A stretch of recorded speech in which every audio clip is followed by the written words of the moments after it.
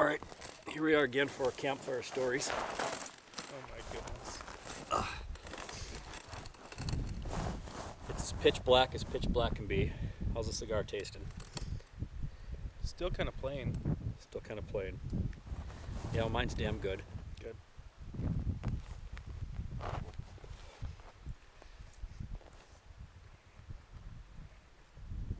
So the deer kicked our ass today. Here we are at deer camp in the midst of serenades by coyotes in the morning and at night. How cold do you suppose it is? Mid 40s? You know, the mosquitoes, when it was 92 degrees 2 days ago when we got here, the mosquitoes were as thick as mooches at a nub event. There were times we get in the truck and I had 12 mosquitoes come in that one time I counted. That's how thick they were. On the flip side, now that we are 50 degrees colder, day temperatures, I don't think we have to worry about rattlesnakes. No. I didn't even wear snake boots today. And don't have to worry about the mosquitoes. No encounters with mountain lions. It's freaking cold. It's cold. My pop over here is freaking. It's too cold to grab. I Yep. need gloves. I can't wait to burrow down in the sleeping bag tonight. But this beats a day at work By far. by far. And I miss my kids, but boy, this is a nice little vacation. Hey, would my daughter see me 3 hours? You know what's really unique about the spot we're at right now?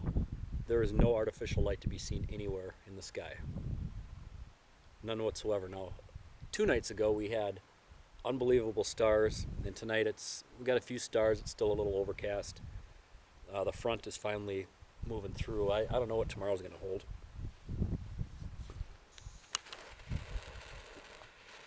Hopefully it's a little bit better than today. No wind, no rain. Usually by this time we've got a couple of deer hanging up and cut and already in the freezer. And they're kind of kicking our behinds here this year, but that's all right. We'll catch up. He must have had hundreds of die on this ranch this summer or this winter. Massive ranch, and they've got even the spring snowfall was 13 inches, decimated a bunch of the pheasant population. Well, it's 13 inches, and then it was 20 inches. And then 20 inches, that's right. All in a week. And the deer were even taking refuge in the barn. There's deer droppings all over the barn, and they were going in the buffalo pens, eating the buffalo feed. And then the coyotes were trapping the deer in the buffalo pens and taking them down and eating them. So, life in western North Dakota. Now across the horizon, South Dakota is just 8 miles. Yeah, 8 miles. If we climbed on top of Rattlesnake Butte, which is 1,500 yards from us, we can see South Dakota plain as day. Not at night, obviously. And we've got, 5 miles, not even that, to Montana? 11. 11 miles.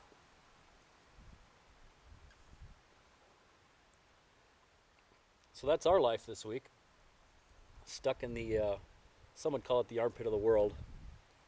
Right on the border of North Dakota, South Dakota, Montana. I could still live down here, though. But to us, it's God's country. You can have cities and all that crap. Yep.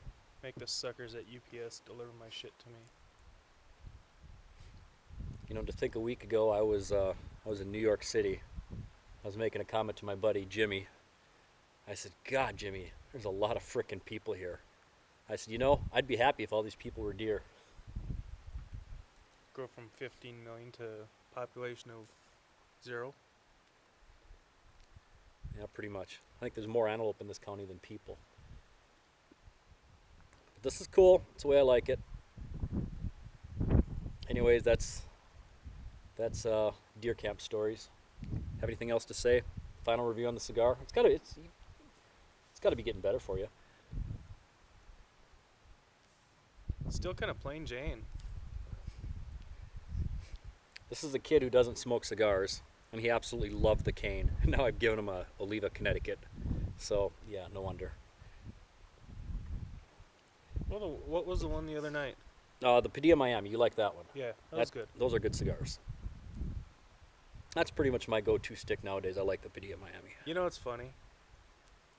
You know cigars. I know nothing about them. I know if I like it or not.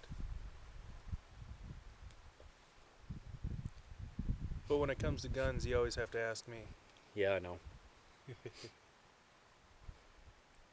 Everything I know about guns is because of him. I just make him load my shit for me.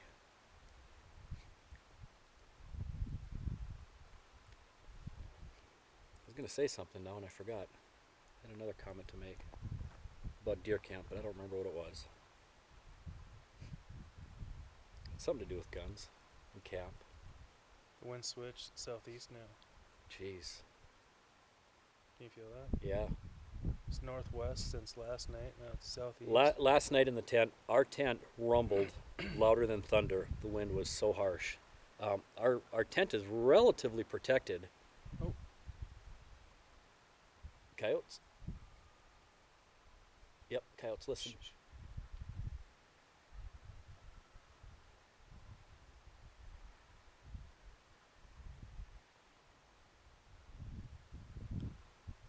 I don't know if the camera picked that up.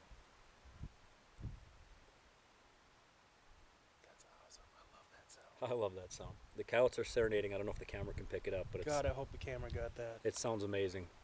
They're kind of far away, so I'm not sure if it did or not. But the tent was rumbling like thunder last night. We had sustained 40-mile-an-hour winds all night long.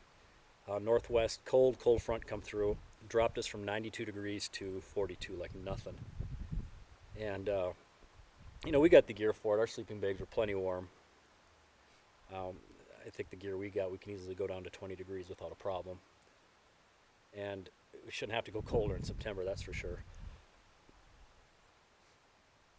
And now it's relatively still. The wind is kind of died down as the evening came on, and now we got the little southeast wind. So we'll see what that brings in the morning. It might screw up our morning hunt. I don't know yet. No, going up into that draw. If we go up through that creek bottom up to the tops, Yeah, you're right. wind's gonna be in our face. Nope, the south wind will be in our face. That'd be perfect. Hopefully these bastards bed up there again. I think we'll go sit high on the oil well road and we'll spot. We'll see if the deer go into that draw. If they do, they're dead. What made today so hard is with those sustained winds. I put a stock on some antelope, and the closest shot I was going to get, even if I got lucky, was 70 yards. And with such a severe crosswind, that arrow's going to just drift. So it's really was a tough day for us.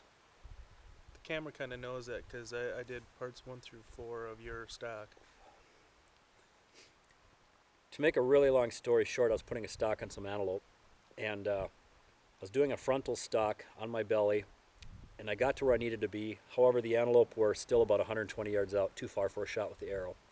So I backed off, and I'm in the 6 o'clock position. I wrapped all the way around to the 12 o'clock, and it took me damn near an hour. And a lot of crawling on my belly through rattlesnake country. And of course, I couldn't see. I knew I used some landmarks to figure out where the antelope were going to be. And I got on them, and I come up at full draw, no antelope. Well, Dave here's back at the truck, and of course he can see everything that's happening. And unbeknownst to me, he's laughing his butt off because the antelope somehow got wind I was stalking them, and they took off to the west, and they were on a high hill looking down at me, and the whole time I didn't know it. So, that's why they call it hunting. Might be a year where we go home with nothing. No, that doesn't happen anymore. We always get something. I got some pretty cool trophies. It's just a little tougher. It's challenging us this year, giving us a challenge. Anyways, that's deer camp. We're gonna sign off. Any last words, Dave? Nope. Nope. All right.